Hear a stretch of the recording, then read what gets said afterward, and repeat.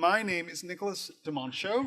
I am a professor of architecture and urban design in the College of Environmental Design here at UC Berkeley, one of the co-sponsors for tonight's lecture. And I'm also the director of the Berkeley Center for New Media, also the host and sponsor for tonight's lecture. And I'll explain what's going on there. So I teach mostly architecture, but I think a lot in the context of Berkeley, of the Berkeley Center for New Media, about new media. And so you're here tonight in the Art, Technology, and Culture Colloquium of the Berkeley Center for New Media, to which I'm delighted to welcome you. I'm also delighted to welcome you to the larger series of which we are a part, which is Arts and Design Mondays, hosted arranged and organized by the Vice Chancellor for Arts and Design, Shannon Jackson, in her office, and was particularly grateful to that office for paying for and subsidizing the opening of this marvelous theater on Monday nights, which allows us to be here with you. So with that said, I'll also welcome you to the first of three lectures co-sponsored by the BCNM's Art, Technology, and Culture Colloquium and the College of Environmental Design, happening over the course of this year. The first tonight is a presentation from Kim Stanley Robinson, who I'm about to introduce. The second in the spring is in February. We'll be joined by the Nigerian-American Afrofuturist author Nnedi Okorafor. And in April, we'll be joined, myself and Adam Savage will discuss the past and future of spacesuit design also on this stage. All of these three lectures are a part of a year-long project that I'm leading in the College of Environmental Design, along with my colleague Jeff Mena, visiting professor this year at Berkeley, on the theme, very close to the theme of tonight's lecture, of science fiction and the future of California. I'm going to show you a few slides just to introduce this larger series. Do I need to do something here to make them appear? Oh, here they are. Perfect. So, one of of course, I'm as I say, an architect, a professor of architecture and urban design. I think a lot about very serious issues like climate change and the future of cities and landscapes in California, how to make our communities more resilient, how to make them more equitable, how to create kinds of resilience that are not just ecological, but also social and economic as well. It is the proposition of this year-long exercise, in which I'm joined by a team of about a dozen graduate students, also present here tonight. It is the proposition that science fiction is not just an enjoyable escape against the future that we face here in California, but rather potentially an essential way to investigate it. It must here be said that science fiction is a uniquely Californian phenomenon. Imagine futures, imagine galaxies, are always actually California and represent the galaxy of identities and possibilities contained within it. Sometimes this is clear,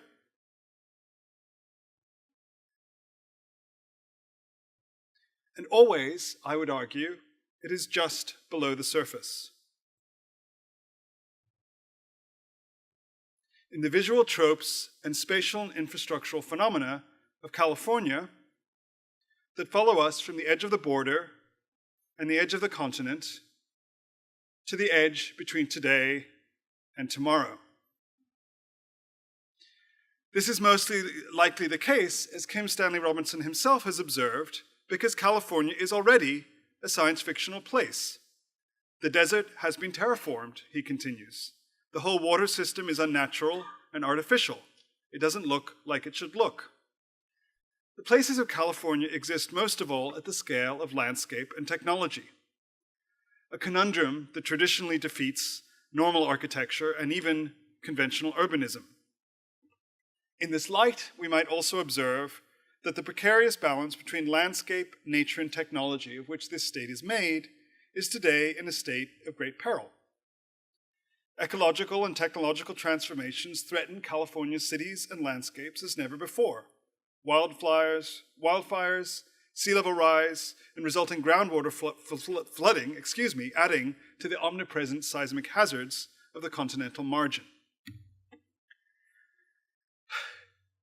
If we had to invent someone to help us think about all of this, we could not do better than the author and Californian citizen, Kim Stanley Robinson. He has made his home in California since the age of 2, I believe. Currently a resident of Davis, California. If you were inventing someone to help us think about this, he would have indeed, as Kim Stanley Robinson did, done his PhD under the scholarship of the critic and Marxist scholar Frederick Jameson. He would be read deeply in the literary phenomena of science fiction itself, as we've observed, a uniquely Californian phenomena. He would have started, as Kim Stanley Robinson did, with a trilogy of novels about California and its future, before moving on to Mars and the rest of the solar system. He would have, as Kim Stanley Robinson has, spent time with the National Science Foundation at a research base in Antarctica. He would have been named a hero of the environment by Time magazine for his optimistic focus on the future. He would have spoken at conferences on rethinking capitalism, at the World Science Fiction Convention, and at other points and places around the globe, including, we're very fortunate, here tonight. He is most famous for extrapolating ruthlessly, thoughtfully, and sanguinely what the future of our ecologies and technologies mean, most of all here. I am particularly grateful to him for coming tonight and kicking off this series within a series within a series on science fiction, art, culture, technology, and the larger themes of citizenship, of which Berkeley is, of course, inherently dedicated. And I'm grateful to all of you tonight for coming. I'm grateful to Laura Wolf and Laura McPhee for helping this happen, for Massimo and the rest of his staff at the Arts and Design Initiative, and most of all, to Kim Stanley Robinson for joining us tonight. Thank you very much.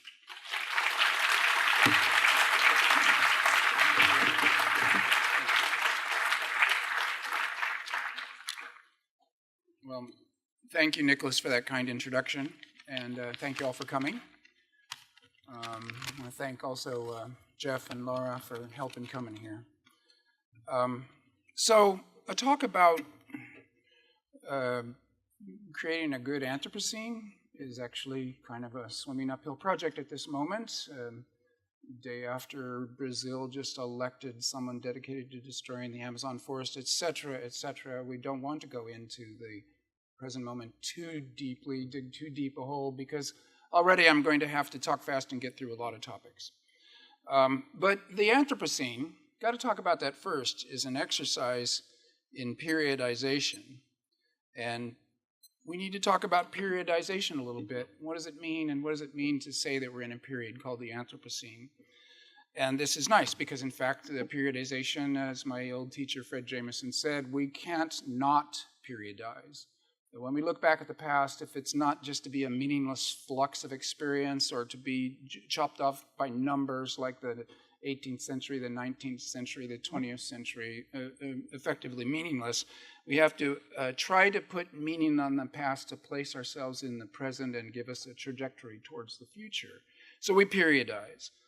It's a theory of history. Every system of periodization reveals a theory of history.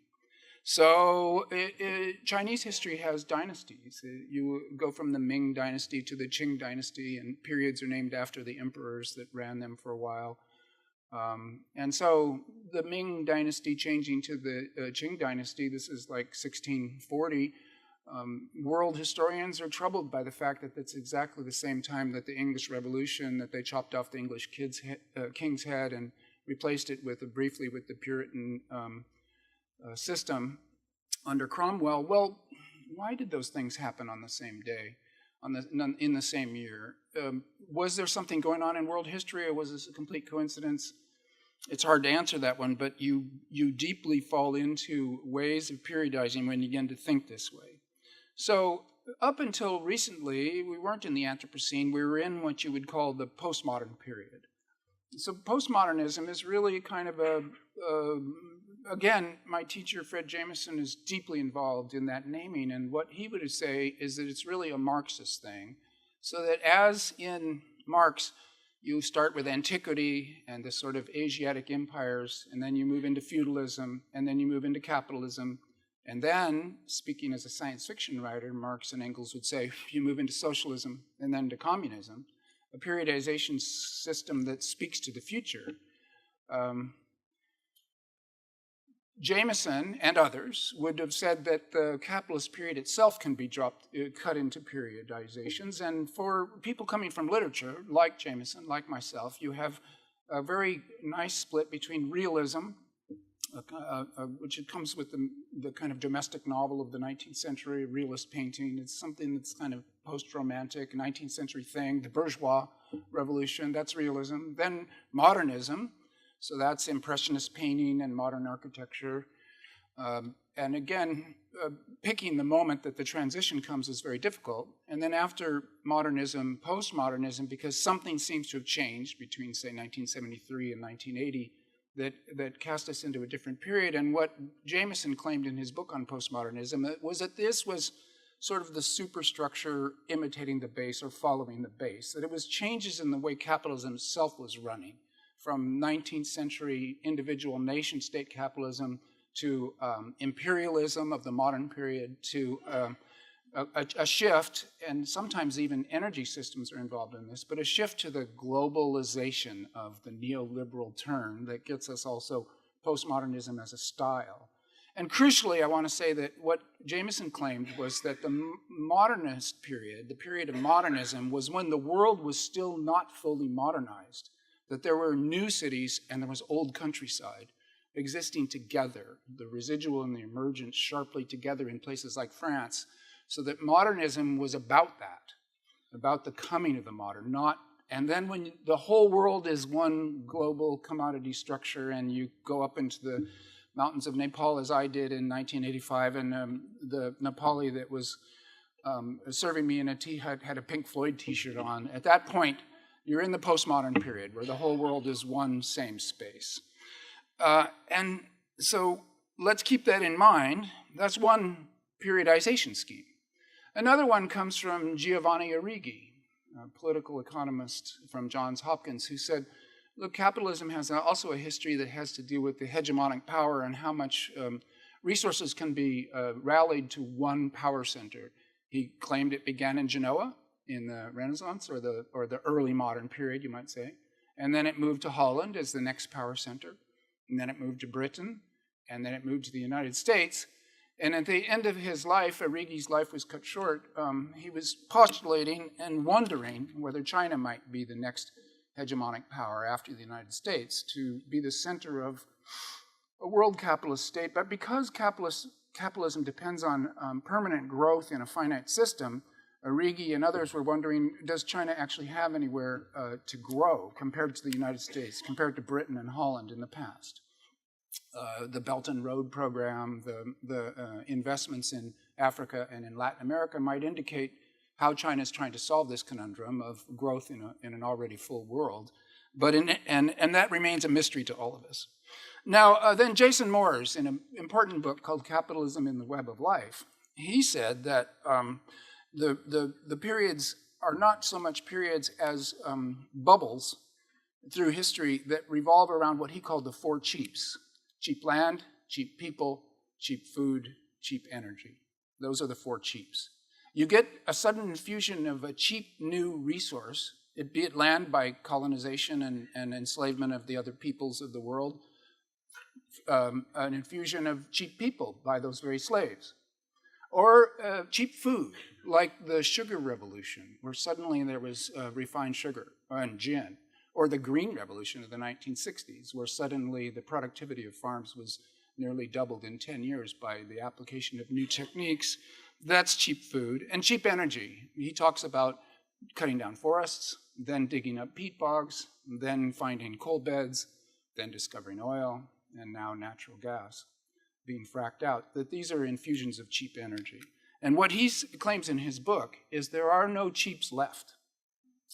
And I can tell you from my perspective as a Martian, space is never cheap. There's nothing that we can, that is not the next ring of expansion, okay? We are on this planet in multiple senses. So all of these periodization schemes come into a zone where suddenly the scientific community reported to the world, to the public of the world, that climate change had begun. No individual can notice climate change. This is a technological achievement of the scientific community by gathering data and analyzing data and running models. And that's how we discovered this, not by any one individual going, oh my God, it's hotter today, or this summer was hotter than last summer. Isn't how it works. And there are micro cases where some of us going to the Sierras these last 45 years will notice that the glaciers are half as big. Well, this is kind of a thermostat that sort of works, but really climate change was the scientific community. They raised their hand from the back of the room where they had been busily doing their work and somewhat disconnected from policy, and they said, give us the money to do our research. We'll choose the research topics. We'll give you the goods. We'll give you the necessities and the toys and the medicine, but don't mess with us. This was the post-war agreement between science and society. So at the back of the room, they raise their hand and say, uh-oh, the energy source that is powering the world is also destroying the biosphere. On went the machine. Nobody paid attention. And the scientific community, I think, was shocked by this. And what we see now is what I call the technocratic push of the scientific community saying, if they're not going to pay attention, we're actually going to have to get into politics.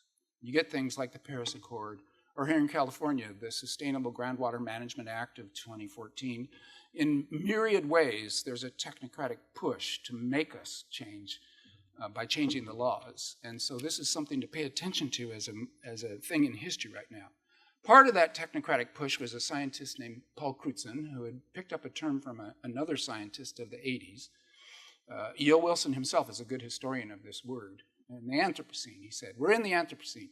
Humanity is a major driving force in the geological record, and the stratigraphers, if they examine it, are going to declare a new age. Instead of being in the Holocene, we're going to be in the Anthropocene. And this was an intervention, an attempted intervention, let's say. Look, we've got to make it clear ideologically, because all of these relationships are ideological. They're imaginary relationships to the real situation.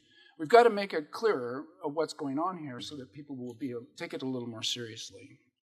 So when I say all these periodization schemes are theories of history, then therefore they're ideologies, and that science also has done one, the question comes up, does that mean science is an ideology? Well, the answer is yes, it is. It's an imaginary relationship to the real situation, but it's different. It's been accomplished by thousands of people. They have done trial and error. They've made observations. They've applied the scientific method to not only the world, but to the scientific method itself, trying to make it better, sharper, more responsive to reality. They've argued with each other. They've black boxed a certain number of facts. The periodic table, the planetary orbits. These are in black boxes that you no longer have to argue about because they've been established by a big enough community and a big enough data set with enough analysis that we can agree that this is what's going on in reality.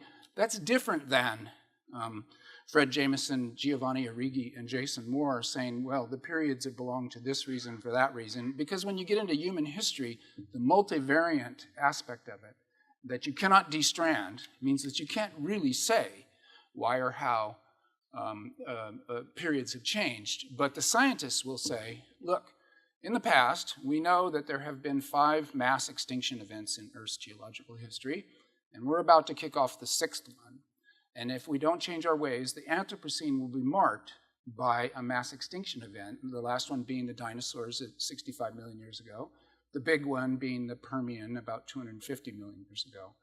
Well, talk about imagination, to get that kind of relationship to the rocks on the ground, to the way that they're radiating invisibly, to have made that history of the past by such indirect means is very imaginative indeed. So yeah, Science is an ideology.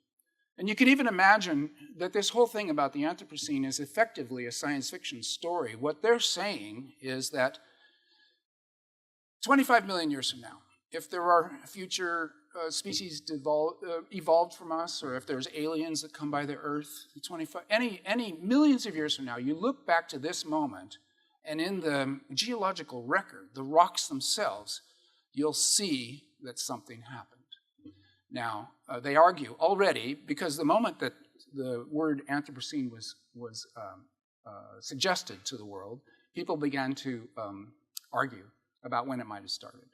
Well, the atomic bombs being blown up in the late 40s and early 50s, that leaves a record that will persist for a long time, that radiation spike, and those particular kinds of radiation.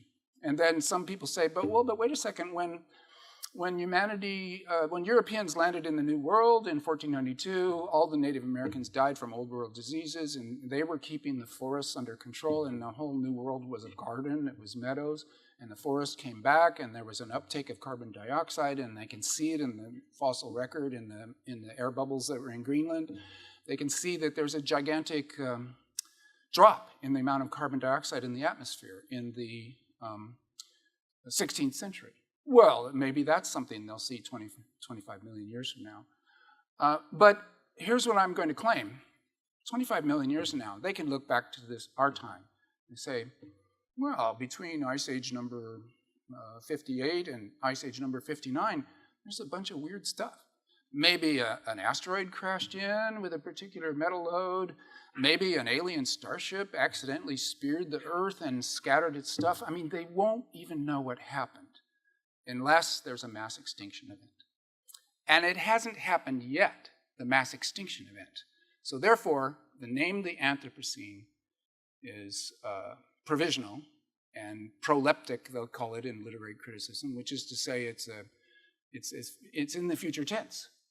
If we keep going how we're going, if we cause the sixth great mass extinction event in Earth's history, then looking back from that 25 million years in the future, they will see a mark in our time. They'll see the mass extinction.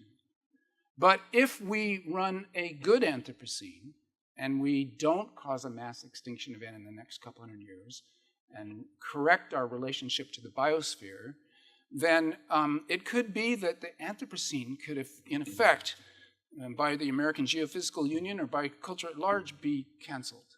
Like, oh, well, it didn't happen, so we're still in the Holocene. But what that would mean is, really, that we would have started a good Anthropocene rather than a bad one. And so that's what I want to talk about more today. Good Anthropocene comes down in many ways to humans' interaction with the biosphere, and what Nature magazine, in just this week's issue of Nature magazine, which, believe me, none of us can read all of because it's ridiculously long and it comes weekly. It's highly technical. But they talk about planetary boundaries framework. But we used to call that carrying capacity. And this is an interesting question. So we're at something like 7.5 billion, and the UN demographers in a science fiction story of their own say that if things go on, which is always a big if, and it is a science fiction story, and we'll get to 10 or 11 billion, is that too many people for the Earth to support? We can't answer that question. So this is one of the reasons why carrying capacity as such can't be used to talk about the good Anthropocene. There's a very useful book on this topic, and I love its title. It's called How Many People Can the Earth Support? So it's easy to remember. Joel Cohen. And his answer is, we don't know, because humans are not like deer on the island in the Great Lakes where the whole idea of carrying capacity came about. If everybody were like deer and ate the same thing, consumed the same amounts, the ecologists could run some equations and they could give the Earth a carrying capacity. But because people like us consume 30 times more of the Earth's resources than the people who are farming in India using effectively feudal technology or insufficient technology, let's say, subsistence farmers, we're using 30 times more energy than them. So when you say how many people can the Earth support, which lifestyle are you talking about?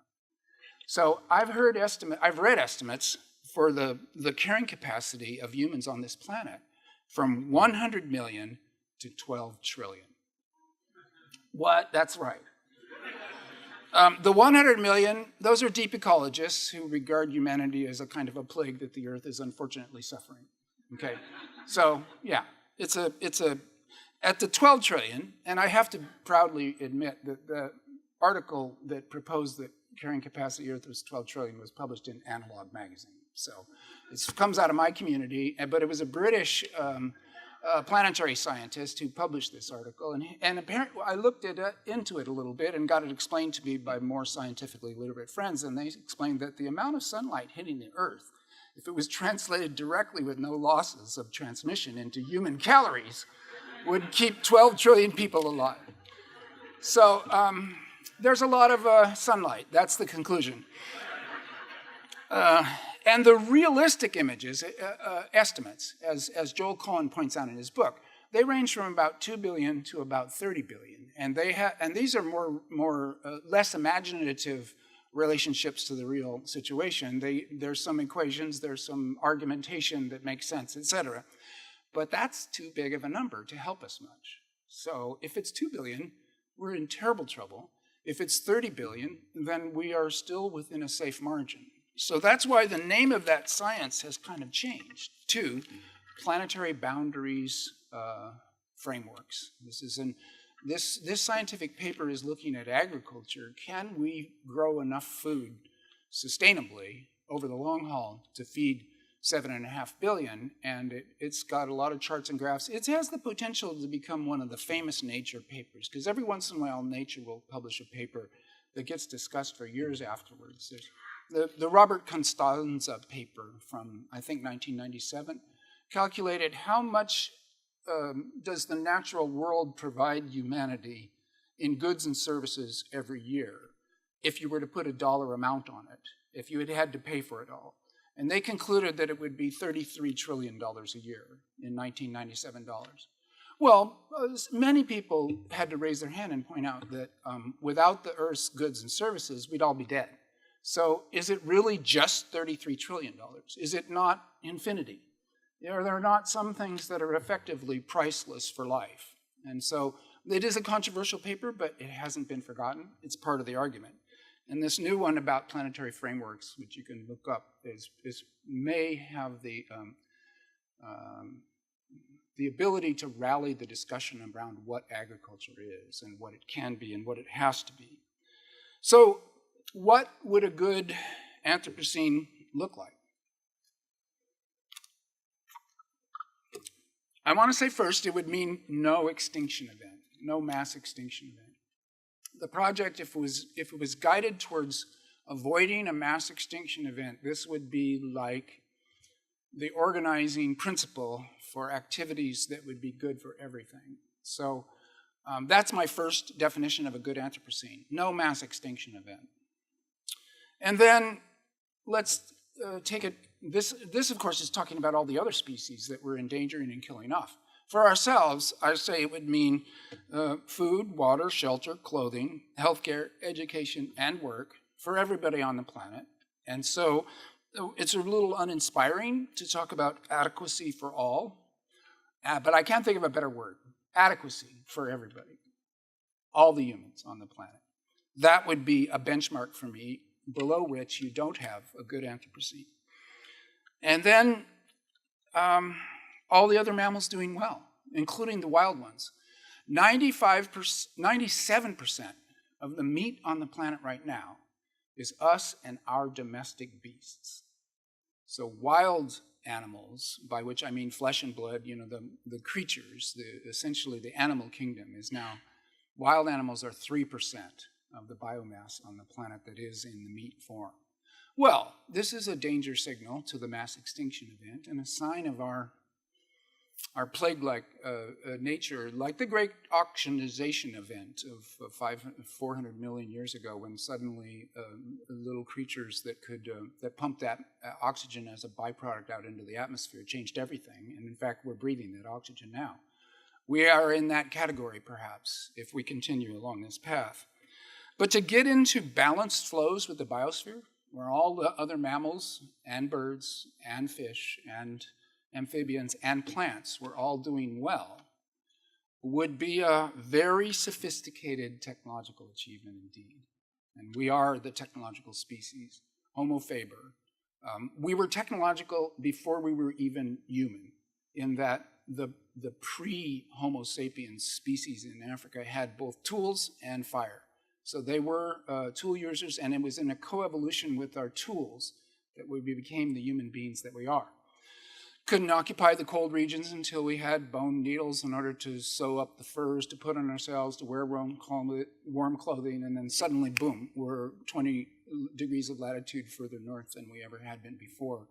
We are a technological species, and if we get into a good balance with the environment, it will be a technological achievement. And I'm going to say, for this carrying capacity problem, that just say 10 billion people. It's a round number. It's not like we can even imagine 1 million people in our heads. So why not pick a number that's a round number? And also the UN saying we might get there just from what they call the demographic surge. But let's say that this good condition of the people and planet biosphere together can exist even with 10 billion humans, and see what we have to do to get to that. How do we get from here, which is a very messed up world, to there? And we have to do it fast, because every year that we don't do it, it gets harder to do it. And indeed, when you get the mass extinction event, there's no repairing that. As much as I love the de-extinction crowd, and I hope we get mammoths back, that would be cool, you cannot de-extinct from a mass extinction event. So you don't want to have that fantasy that there's some kind of restitution of the bad situation. We have to solve it first. Well, before I get into this topic of terraforming, let's talk about terraforming in different new ways. I'm going to suggest all these things are terraforming. The so-called Green New Deal, that 1.5 to 2% of every country's GDP gets devoted to swapping out from dirty energy to clean energy, from fossil fuel burning to solar, wind, tide, wave power. That the calculations have been made by people, and again, this is an imaginary relationship to the real situation. I can't speak to it myself, but the claim has been made that that much money spent every year will get it done fast enough. We'll get it done in 20 years.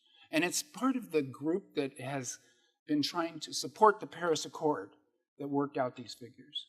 So if you Google Green New Deal, you'll run into this. And this is very much of a conservative Keynesian, I mean to say it's not a neoliberal move, because the neoliberal move is just to destroy the earth and have fun while you can. That's neoliberalism and austerity. But if you take one step back to Keynesianism, then this is just a Keynesian move. The government primes the pump when necessary to save the economy, and in this case, to save the ecology as well, the Green New Deal. So let's keep that in mind. And then, changing agriculture. This Nature paper just makes it really clear. A lot of the Earth's surface is given over to agriculture, and by agriculture, let's include forestry and ranching. And with those three projects, which are human projects, you have a situation that needs very badly, essentially, a second green revolution. The first green revolution, which was to a very surprising degree invented at UC Davis, my hometown and a university that I visit a lot. And it's the great ag school, along with Cornell, in the United States and in the world. And everybody around the world will recognize UC Davis, even, dare I say it, before UC Berkeley, because they've all gone to farm school there and gone back to their country to do farming. And farming is important. And the Green Revolution doubled or tripled food yields, but at a cost to the environment, because it was fossil fuel driven, and it was pesticide driven, and it was nitrogen driven. And it only used hybridization. It didn't use genetic engineering in terms of changing the plants, but hybridization is strong enough. Indeed, genetic engineering is just hybridization with tiny, tiny scissors. So I wouldn't be too freaked out about genetic engineering, since we've been doing it since the Paleolithic times. In any case, we need a second green revolution, which would involve what they call regenerative agriculture. It would have to include genetic engineering and organic farming techniques in the same package. It would have to bring carbon back into the soil rather than pushing carbon out into the atmosphere. And so these things are being worked out, and they are crucial. And so changing agriculture when you say geoengineering, you don't think to yourself, oh yeah, we got to change agriculture. That would be a massive geoengineering hit. But it is one. It really is. And then social justice. Well, I mean, I'm just as flag-waving of a hippie as any hippie here, and God bless the cause. Social justice is, in fact, an incredibly powerful geoengineering tool. And it comes down mostly to women's rights. So the crash of our biosphere is not just capitalism, it's also patriarchy. Because all the work gets put on women that doesn't get paid for. And also, when they don't have legal rights and the freedom of movement, property, education, and everything else, then the population soars. When women have those things, then the population begins to actually drop. The replacement rate is 2.2 kids per woman. And I always like to think of that 0.2 of a kid. I'm thinking, that's me, man, I'm that 0.2 of a kid. But that's the replacement rate.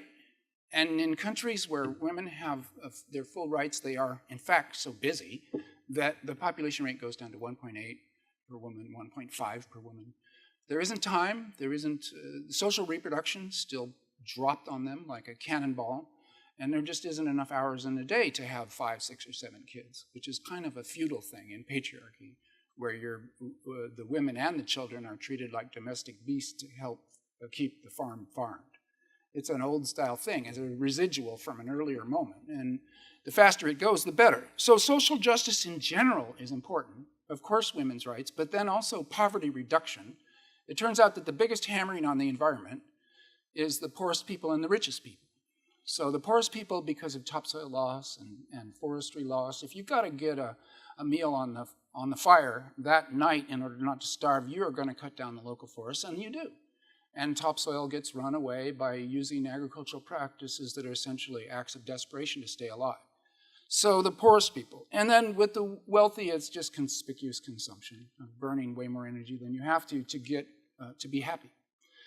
So social justice is a very important geoengineering tool. And I would like to just point out that the UN Millennial Goals that were set in 2000, let's reduce poverty by, I forget the number of humans, and they did it. 15 years later, by their rubrics, they said, geez, we've taken the bottom 1% of the human population out of immiseration and out of poverty and brought them up to the poverty line or better. And let's accept that. That's a real finding. But it wasn't done as a capitalist act. It was not for profit. The world economy that we live in did not pay for that. It was the gift economy.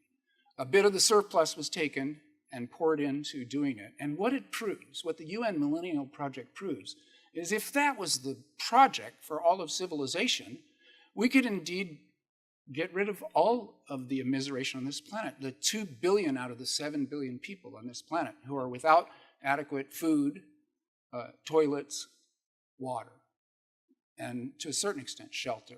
But those 3 are enough for full-on immiseration. And that's 2 out of every 7 person on the planet. Should that be changed? Yes. Could we change it? Yes.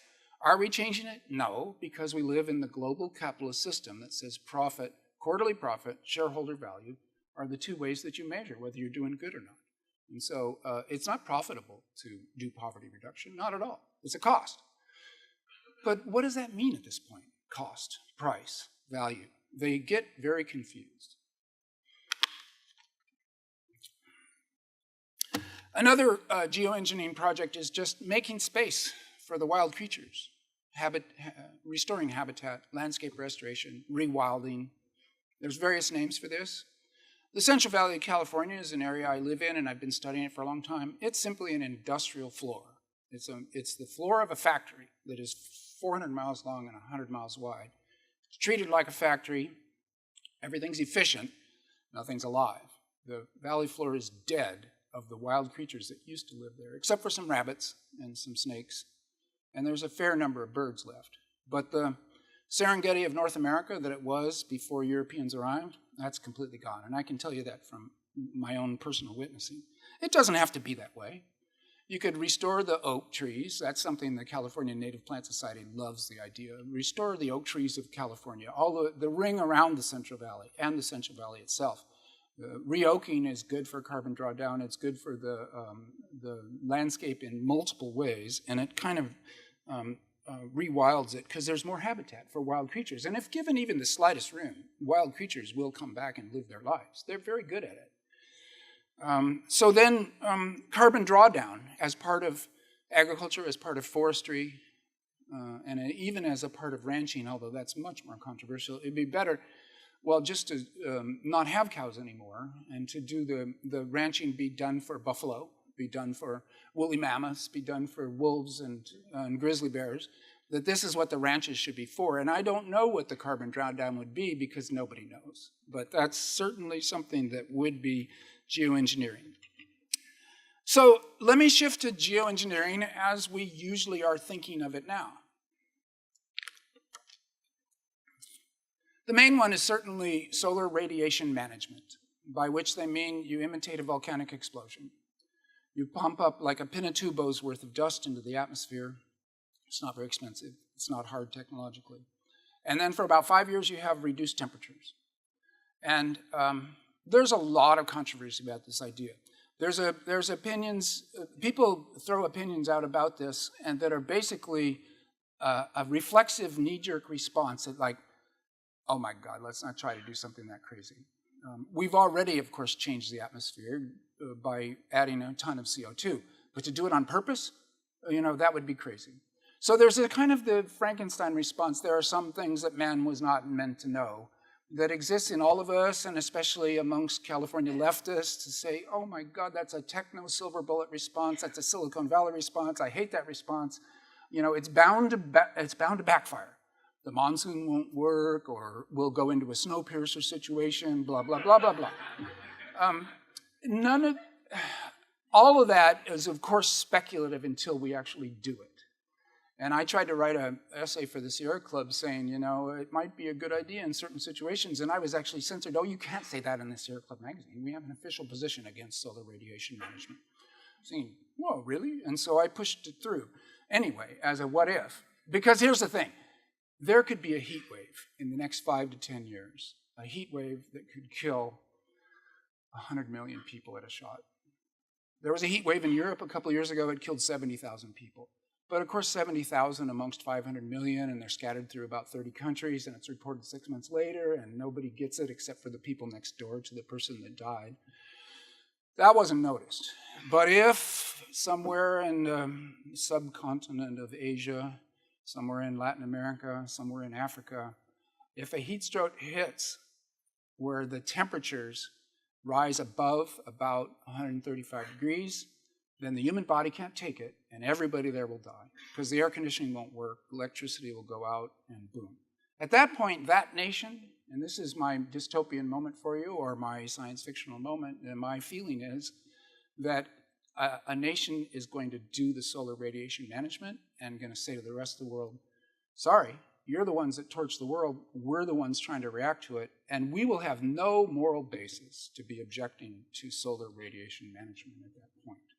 And the volcano eruption that is imitated will not only, the dust stays in the atmosphere for 5 years, it falls into the ocean, it falls down onto the land. You're back at the start-over point. Some people complain about that and say, well, it's just a 5-year solution. But on the other hand, if you're thinking it might be bad, if you're going to run an experiment that is over in 5 years and then you can evaluate the results, maybe it's a good thing that it comes and it goes. And I would just say to all of you, get ready for it, especially the young people here. You're likely to be seeing that happening, at which point you're going to be in an awkward situation if you think that it's just a terrible idea automatically, because it's really the Western world that will have caused the necessity for it in the first place.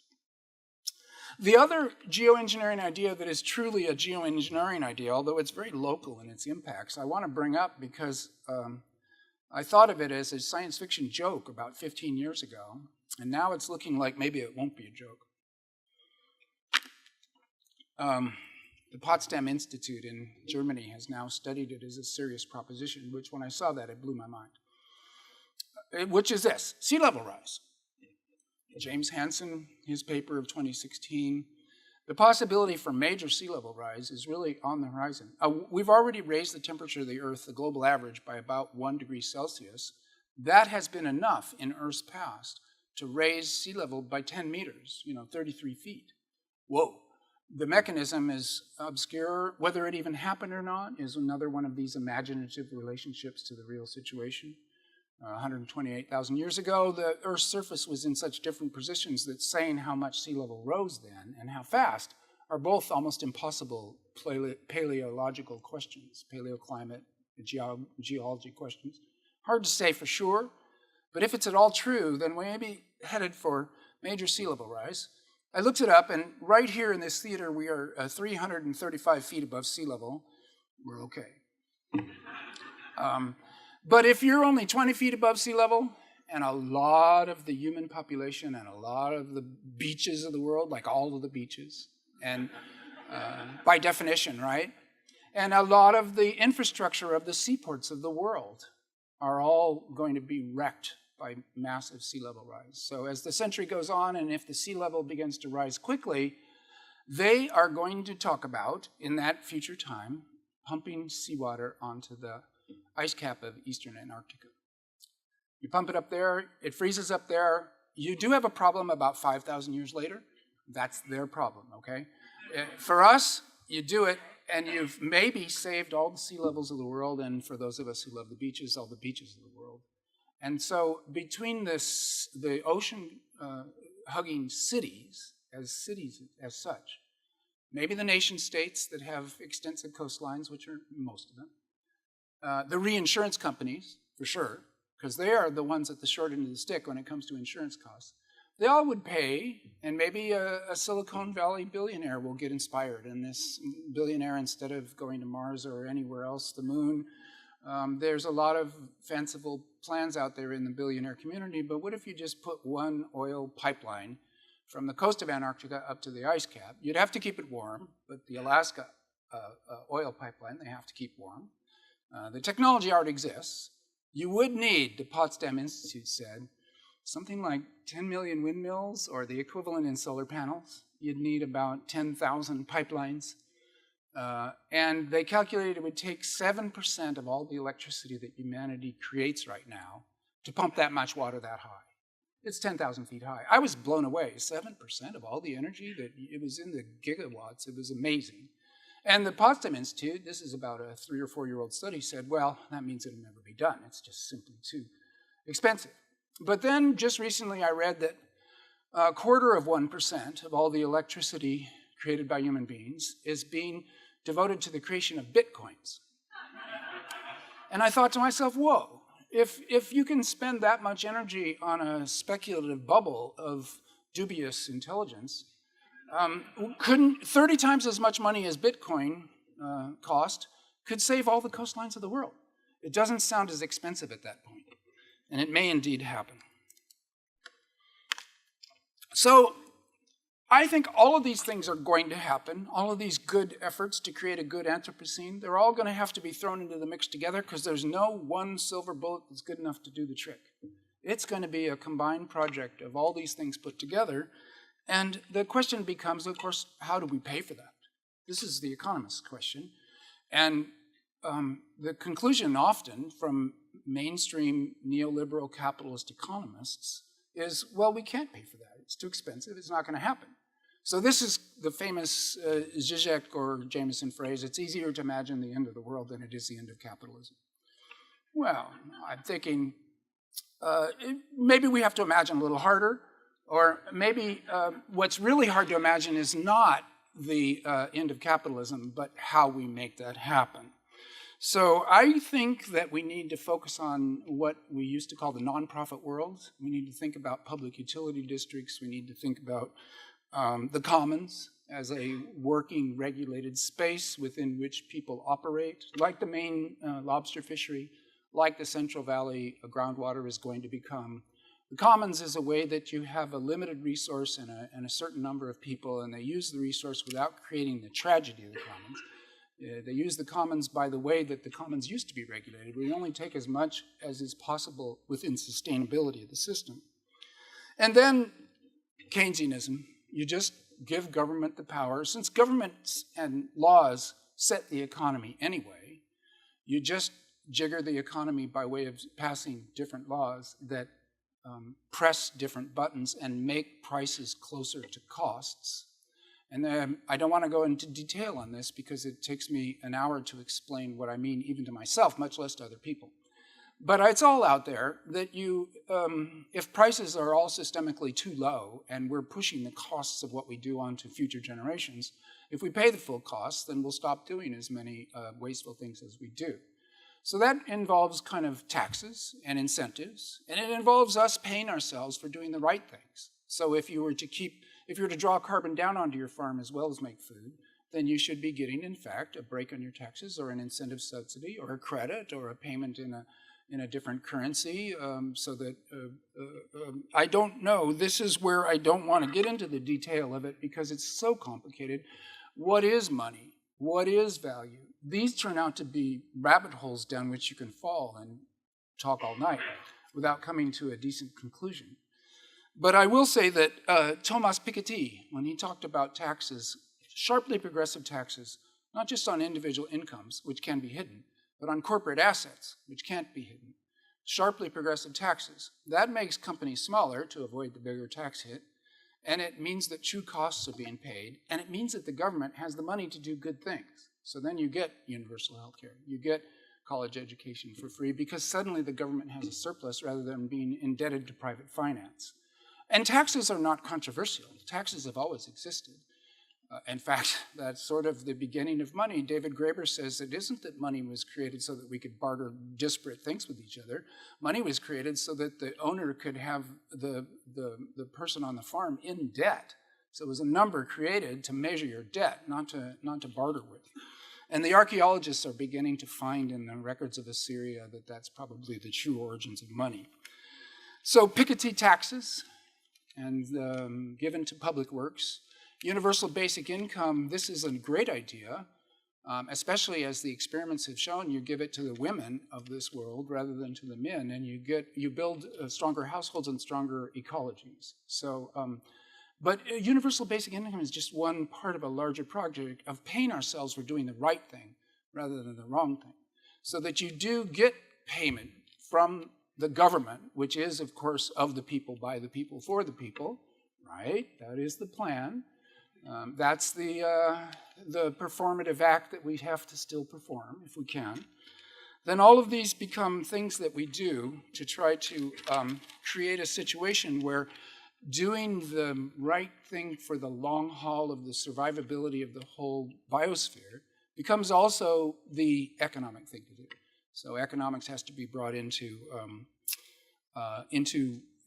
coherence with the ecological necessities or the planetary boundaries, the planetary boundary framework, as Nature magazine scientists like to call it. So this is a possible project. And in closing, I'd just like to say that it's not just a possible project, but a necessary project. So it's going to have to be done, and the sooner we get to it, the easier it becomes. And it is going to take a while. So this is another thing, is you can't get discouraged by this year, or the defeats of this last political cycle, or even by the next 5 years. The IPCC says we got 20 years. Well, that's intensely fast, and many of you will be alive to see that. But it's not inhumanly fast. Every year, laws are changed. Every year, elections happen. And if it's a century project, and none of us will be alive to see the end of it, that's the way it goes. That's the story of civilization. That's like building a cathedral or keeping a civilization going. There's no reason why we should be expected to win it in our lifetimes. It's not that kind of a situation. So buckle down for the long haul and be content. There's a green-red alliance. What I would say, and especially in Berkeley, it's important. The left has always been about social justice for people. That's the red project. The environmentalists have always been for the health of the biosphere. That's the green project. They've fought like cats and dogs for the entire history of those two movements, which is sad for those of us who consider ourselves to be matter alizarin, which is the color that you get when you mix green and red. You get brown, okay? A certain beautiful, brilliant, glossy brown. When those two are understood to be the same project, then you get a unification, you get a broad front, you get a united front, and you get progress created in that way, and that will be the Anthropocene. Thank you.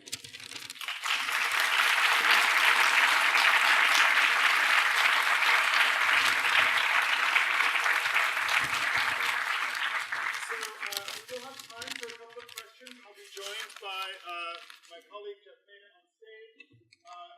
Some of you have already contributed questions. If you have a question that you wrote down, please raise your hand and an usher will come get it from you. 46 minutes. Well done. Thank you. I was asked to do 45, and I always try to hit my mark. So I will introduce my colleague also, Jeff Mena, visiting professor here, who is the author of the well-known architecture and design website Building Blog, as well as the Burglar's Guide to the City. We're very happy to have him with us. Jeff, do you want to start us off with a question? Sure. First of all, is this, yeah, okay, this is working. I've been very surprised and impressed by Stan's stamina this afternoon. We put him through 4 hours of architectural midterms immediately prior to this lecture. So he's roaring on all cylinders here. I only wanted to just ask a couple questions, actually, just to kind of kick things off and take the kind of ceremonial first pitch, so to speak. But I guess I'm just curious about what it means to tell stories in this world of the Anthropocene. It's interesting that so many of the scenarios that as recently as 10 years ago, let alone 100 years ago, that would have been taken as extreme science fiction, based on climatic events or things like sea level rise and drowned cities and hurricanes, for that matter, in hitting Southern California. I guess I'm just curious about what role fiction, especially science fiction, can play in terms of telling stories in a world transformed so much that it appears to be science fictional. If you could talk about that a little bit. Yeah, I believe in it.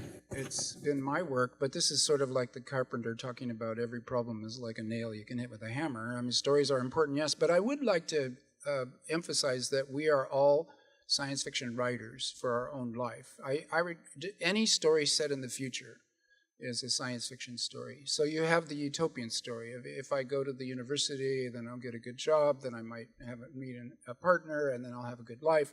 The utopian science fiction story that you then act on in the present.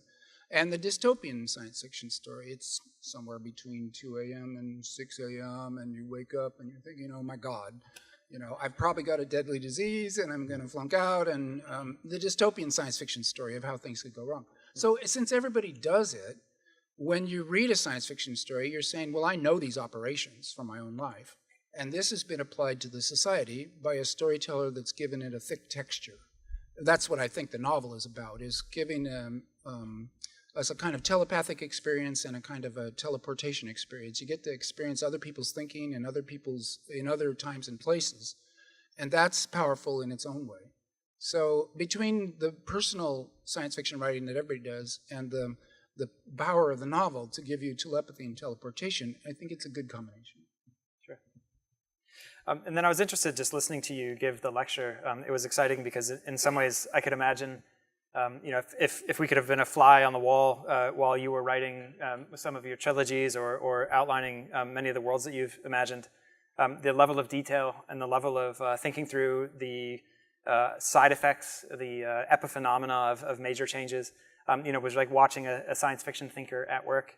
And you mentioned the technocratic push, and I guess I'm just curious if you could imagine something like a world builder's push, where people who think in terms of world building on the level of a science fiction writer, really going to all of the specific details of what would happen if we colonized Mars, what would happen if we had a good Anthropocene. Is that level of imagination, or is that clarity of narrative vision important in politics? And could you imagine instead of Devin Nunes, a world builder, getting into Congress and bringing that kind of narrative power to governance? I don't know, because it seems like the bumper sticker, the elevator pitch, the slogan, those need to be powerful too. So novels give you thick texture and they give you telepathy and teleportation, but it's always fiction.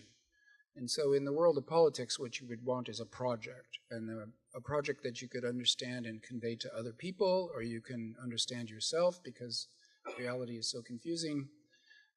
I think it gets really tricky. I think that they are somewhat different projects, storytelling at different levels, ideology at different levels of how much bite they have, if you believe in them or not. So I wouldn't necessarily say that if only the politicians would read utopian science fiction, they'd be better politicians. I'm not sure that's true. There's cultural diffusion. There's mediation. So there's mediatory levels between the novel and the laws that have to do with everybody and a social imaginary that we all act on together. The assumptions that we make that we all agree must be true, or 51% of us agree must be true in case it comes down to a voting situation, etc. So you guys have so many wonderful questions. I hate to disappoint you now, but we are not going to be able to get through all 45 of them that have already been oh, come on, let's do it. Yeah, but I'm going to, you deserve a drink at some point, that I have to say. But we will try and synthesize as many of them as we can. And I'm going to be brief with my answers, or briefer. Right. There, I think that there is a question which I think is a great follow-up to the previous question, which is if politicians shouldn't be reading science fiction, what nevertheless can science fiction do? What I think if people read enough science fiction, they have a sense of the future as a possibility space, and then the present actions begin to lead towards one part of the possibility space or another, and there's kind of a rough consensus future that all the science fiction that you've ever read gives you the impression that we're headed towards that. And sometimes I like to hammer on that. Science fiction says humanity is going to go to the stars, and if we don't, we failed. I think that's a wrong story, factually impossible. So I hammer at that story. And then the other, but if you read a story that says if we were only to do everything right, we could live on a sustainable planet, well, I think that's a story that needs to be told. So, on that score, then, here's another good one, which is that is there such a thing as a kinda okay Anthropocene, which is to say, that's a good question. That is a good question. Yeah. No, I get it, and I will argue that no. We are on an attenuating peninsula. We need a physical image here where we're on an attenuating peninsula that's steep on both sides. And if we tilt down towards the bad Anthropocene, the slippery slope falls off a cliff into disaster. And I haven't bothered to describe the bad Anthropocene in detail because we can all imagine it, but it's bad. If we start to make a better world, then the positive reinforcements for young people taking that as normal will mean that we'll slide down perhaps at a less steep angle, perhaps a bumpier road, into a good Anthropocene, but the midline disappears. That's what I'm claiming. It's an Aristotelian either or. We either make a good Anthropocene or we've got a really bad one. Were there any scientific assumptions that you made previously, maybe analogous to the set of to your reliance on scientific research in what you spoke to us tonight about, that haven't passed the test of time and got superseded by later research? Yeah, that's happened to me a lot. I'm an English major, and I got my degree in English from UCSD in 1974 and a PhD in 1982, so I'm way off the cutting edge. So I have these instinctive reactions, and one of them that I would just say is I thought, well, AI, big deal. It's like the cash register that I used to run at Orpheus Books and Davis. It's a calculator. It's never going to do anything interesting. Well, I totally don't believe that anymore. I think I was wrong. I think if they get quantum computers, if the programming gets clever enough, these things that computers can do now better than humans, like playing Go and playing chess, those are very restricted games. And life is not a restricted game. It doesn't have the same set of rules. You can't figure it out the same way. You can't run an algorithm for life. But what's interesting as a science fiction writer to contemplate is how AI, if pushed in various ways, could become a quite stupendously powerful tool. And also, the Turing test is a really low bar. We already believe in the sentience of our Siri and on our Alexis and all that. And, your talking door, like in Philip K. Dick's Ubik. As soon as somebody makes human-type sentences at you, you're assuming there's a consciousness behind it, a human. So I would say that we are going to have AIs that are stupendously interesting and possibly useful, and I didn't used to think that. Question. A couple of people actually ask just along the lines of this question, nuclear power question mark. Yeah. We are in a nuclear-free zone here in Berkeley, but nevertheless. No, my answer is exactly that. Nuclear power ? Because I think we need to do anything to decarbonize and to make sure that we don't pump up the parts per million of carbon dioxide in the atmosphere above about 410 parts per million. In other words, we're in terrible trouble. If nuclear power was a carbon savings, and one more generation or a bridge technology, or if nuclear power was run by the US Navy, who is, although they've lost an atomic bomb or two, they've never had a nuclear power accident, and they have all these little nuclear power plants on their ships, which is absurd. So in other words, if it was run non-for-profit by the US Navy and it saved us carbon, and you could also get rid of the nuclear waste by reducing it down to something and shooting into space, if, but I've never read a study that has convinced me either way in its detail. And as an English major, I therefore would say, don't put anything off the table if it's going to decarbonize. But also, nuclear power is so weird, so dangerous, that there's probably better ways, since solar power is kicking its ass right now. So why go there if you've got a really good power source that's much, much safer? Solar power is nuclear power, but the reactor is much further away. Yes. Yes, yeah. Good way to look at it. Yeah. So here's a question of just, can you define terraforming after all that? Well, again, a big question mark. Does my definition matter compared to the common definition? Well, no, my definition doesn't matter, because language is meant to communicate between people. So a new word comes up, and then by the way we use it with each other, it gets its definition. So what terraforming seems to mean right now is doing big, stupid things to save our ass that are possibly dangerous and are like a techno bullet, silver bullet, single solution, and it's not going to work, and we got to do better things. That's what terraforming seems to have its connotation cloud. Maybe I hang out with too many hippie leftists, but that's the connotation cloud I get from terraforming. Most people don't like it and are terrified by the idea of terraforming. If you reduce it to social justice and regenerative agriculture, and that's also terraforming, then, wait, I've been talking about geoengineering the whole time. Sorry, this comes from this afternoon. If you said geoengineering, then everything I just said was true. If you say terraforming, it means going to a planet that doesn't have an Earth-like set of atmosphere and plants and giving it that. It's like Mars or a planet somewhere else. You terraform it, you turn it into, boom, a place where humans can live. I think it's a great plan for Mars, and in the year 5000, I'll be advocating it. For right now, it's geoengineering, the terraforming of Earth that I was talking about as a word that we use in this weird way. Sorry. Great. Also, as an attempt to synthesize, there's a lot of questions about the Red Mars universe and the Red Mars trilogy, which obviously has struck a chord with many people over the last decades. The questions range from everything from what is your favorite character from the Red Mars universe to also much more